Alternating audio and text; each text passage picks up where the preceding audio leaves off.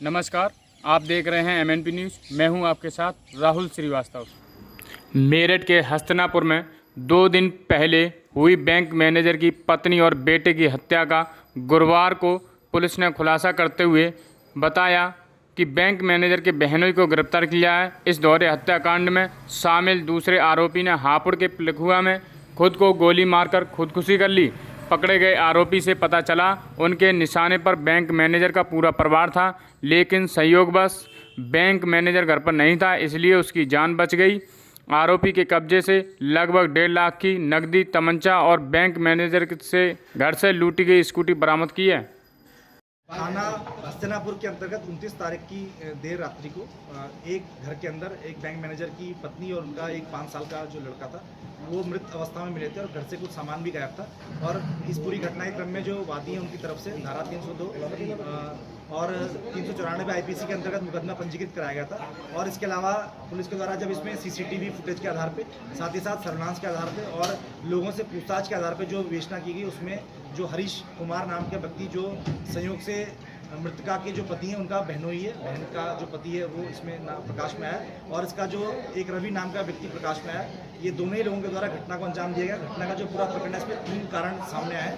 इस पहला जो कारण है उसमें यह है कि जो मृतका के पति हैं उनकी बहन से ये इसने अंतर्जातीय प्रेम विवाह किया था। इस वजह से परिवार में इनकी जो एक्सेप्टेंस है, जो इनका स्वीकार्यता है वो बिल्कुल नहीं थी और इनकी आपस में बोलचाल बंद थी। और साथ ही साथ पूर्व में जब मृतका के पति के बहन की जब शादी हो रही थी उस वक्त भी 1 लाख रुपए की चोरी का इल्जाम लगा था, जो हरीश के ऊपर ही लगा था। तो ये 2-3 कारण थे। और साथ में जो मृतका के पति हैं उसके द्वारा कम समय में अच्छी तरक्की की गई थी और उसकी आर्थिक स्थिति अच्छी थी, जबकि इसकी जो आर्थिक स्थिति बहुत ही खराब थी। इन 3-4 कारणों की वजह से इनके जो आपसी रिश्ते काफ़ी खराब थे और आपस में एक दूसरे से रंजिश मानते थे।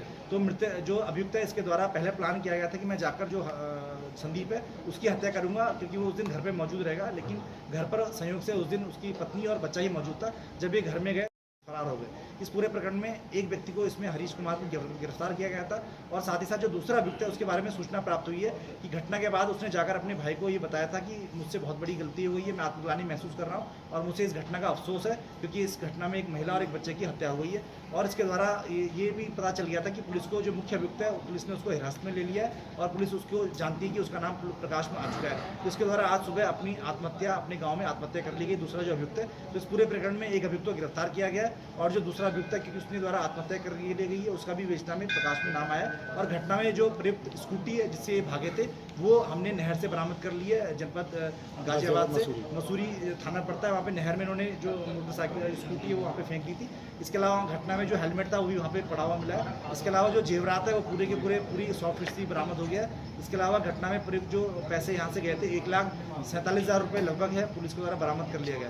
तो घटना में जो जितना भी सामान गया वो पूरा बरामद किया गया और इसके द्वारा जो अपना जो बैग है उसमें एक तमंचा और 9 कारतूस भी रखे गए थे। एक 315 बोर का जो तमंचा है उसको भी पुलिस के द्वारा बरामद किया गया।